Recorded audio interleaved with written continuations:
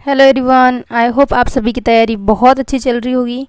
आज हम group D में जो क्वेश्चंस आए थे उसमें से ओनली साइंस के न्यूमेरिकल्स करने वाले हैं, तो हमको एक आइडिया लग जाएगा कि हमें इसे सॉल्व कैसे करना है। सबसे पहले हम क्या करेंगे, जूल का नियम लगाएंगे।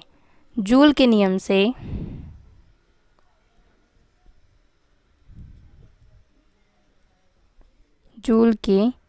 से इसका होता है H इज इक्वल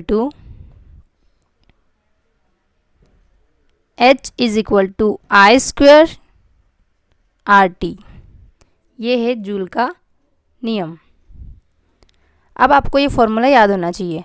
उसके बाद हम वैल्यू पुट कर देंगे। इसमें आपको दिया है हीट, ठीक है। तो हीट कितना दिया है उसने, 500 जूल। उत्पादित करने वाली ब्लेंडर की क्षमता 500 जूल दी है, ठीक है। तो वो 500 जूल लिख लेंगे इसमें।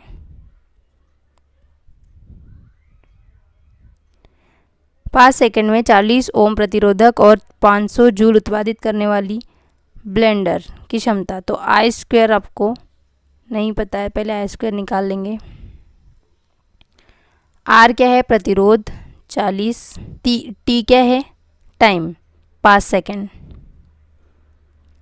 ठीक। ये 5 चौक 20, तो वो आ जाएगा डिवाइड में, 200 हो गया। 2 जीरो से 2 जीरो कैंसिल। 5/2 का मतलब होता है 2.5। 2 दूनी 4, 1 बचा, 2 पंजे 10, ठीक। तो आई स्क्वायर आ गया 2.5। तो आई की वैल्यू आ जाएगी आई इज इक्वल टू 1.58। इसको रूट में डाल के सॉल्व करने से आई की वैल्यू आपने निकाल ली। अब हम इसमें ओम का नियम लगाएंगे।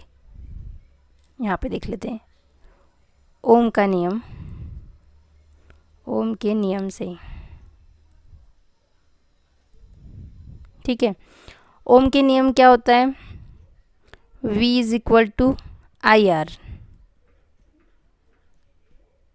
अब I की वैल्यू है 1.58, R की वैल्यू है 40। मल्टीप्लाई करने पे आपको मिल जाएगा 63.2 वोल्ट। यही आपको क्षमता निकालनी थी, ठीक है। इजी है, बस आपको 2 फॉर्मूले पता होने चाहिए। जूल का नियम H is equal to I square R T, और ओम का नियम V is equal to I R. Next देखते हैं सेकेंड क्वेश्चन में। एक कांच का अपवर्तनांक 1.62 है। कांच वायु अंतरा पृष्ठ पर कुल आंतरिक परावर्तन के लिए क्रांतिक कोण की ज्या होगी साइन थीटा सी। ये क्रांतिक कोण का 1/μ होता है, ठीक है। तो म्यू की वैल्यू, म्यू मतलब अपवर्तनांक दिया है आपको कांच का, तो लिख लेंगे इसके डिवाइड में 1.62। डिवाइड करने पे हो जाएगा 0.62। ये आपका आंसर है।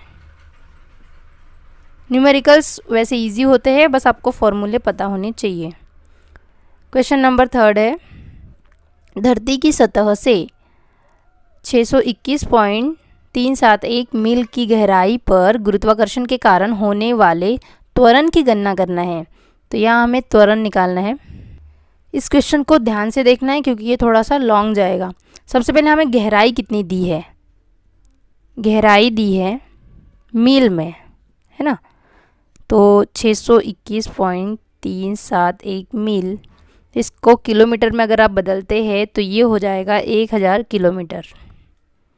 1000 किलोमीटर होता है।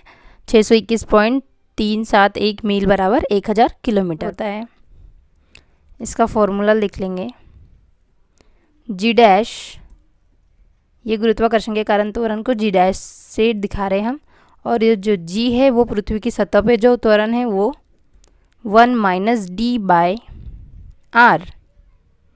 तो यहाँ r क्या है, पृथ्वी की त्रिज्या है।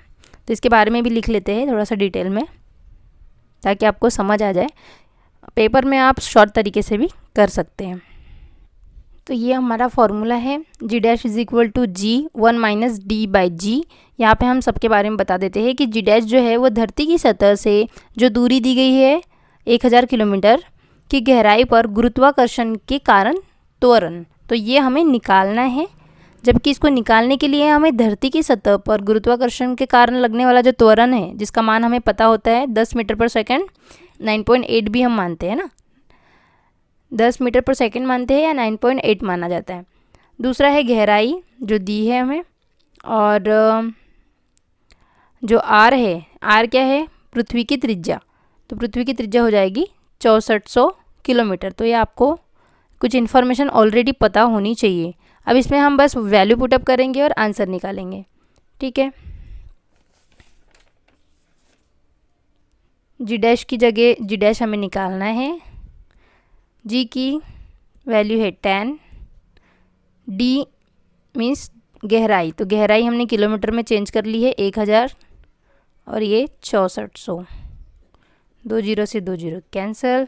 अब इसे सॉल्व कर लेना है आपको। इसको सॉल्व करने के बाद आपको मिल जाएगा आंसर 5/32। अगर आप 2 से डिवाइड करते हैं